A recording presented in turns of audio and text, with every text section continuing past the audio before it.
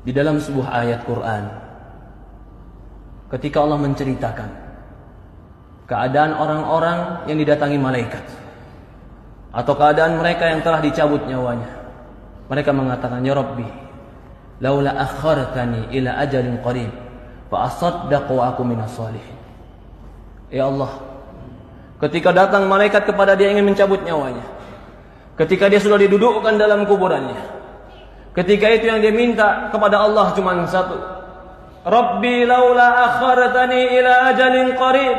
Ya Allah, kalau seandainya kau berikan aku kesempatan sedikit lagi, berikan aku kesempatan hidup sedikit lagi, fa asaddaqu wa aku minas shalihin, aku akan bersedekah dan aku akan menjadi orang soleh. Dia minta kepada Allah bukan minta bertemu dengan istrinya, dia minta dengan Allah bukan minta dengan hartanya, tapi yang dia minta dengan Allah, ya Allah berikan aku kesempatan hidup sedikit saja, fa asaddaq, aku akan bersedekah, wa aku minas shalihin, dan aku akan menjadi orang soleh. Yang mereka minta, mereka akan menjadi orang soleh. Yang mereka minta, ya Allah berikan aku waktu untuk tobat. Yang mereka minta, ya Allah berikan aku waktu untuk kembali kepadamu. Yang mereka minta, ya Allah berikan aku waktu untuk menjadi orang yang menegakkan sholat. Apa jawaban Allah? Kalla, tidak akan pernah. Jika telah datang ajaluha, ajalnya, la yastaqdimuna sa'atan wa la yasta'khirun.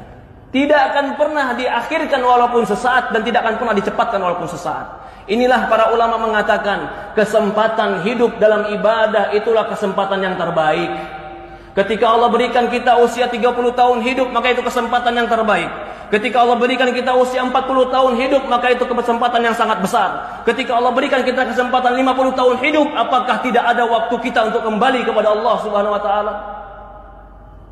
Ketika Allah berikan kepada kita kesempatan hidup, maka pergunakan kehidupan kita untuk kembali beramal soleh kepada Allah. Tidak ada yang kekal, tidak ada yang hebat. Sehebat apapun manusia akan dimakan oleh cacing.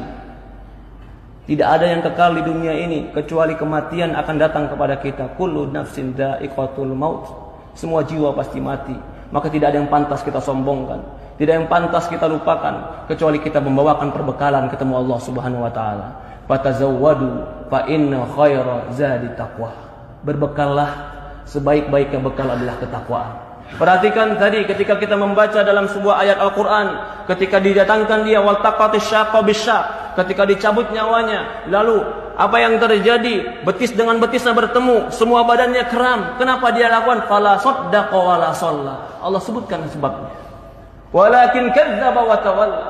Tidak sedekah, tidak membenarkan Quran, tidak membenarkan hadis, wala shalla, tidak mengerjakan salat. Walakin kadzdzaba wa tawalla, bahkan mendustakan cerita Allah, mendustakan cerita Rasul, wa tawalla, bahkan berpaling ketika diajak kepada Allah dan Rasulnya. Ya ibadallah, qu anfusakum wa ahlikum nara. Jaga diri kita dan keluarga kita dari api neraka. Yang menceritakan ini semua adalah baginda Nabi kita Sayyidina Muhammad sallallahu alaihi wasallam. Shadiqul masduq, yang jujur, yang benar, yang diutus kepada kita untuk mengajarkan kepada kita ilmu agama. Semoga Allah Subhanahu wa taala berkahi kita. Semoga Allah Subhanahu wa taala memberikan kepada kita ketakwaan. Semoga Allah Subhanahu wa taala mematikan kita dalam husnul khatimah. Semoga Allah Subhanahu wa taala memberikan kita kekuatan untuk beramal saleh. Semoga Allah Subhanahu wa taala menolong kita untuk menjadi hamba-hamba yang bertobat.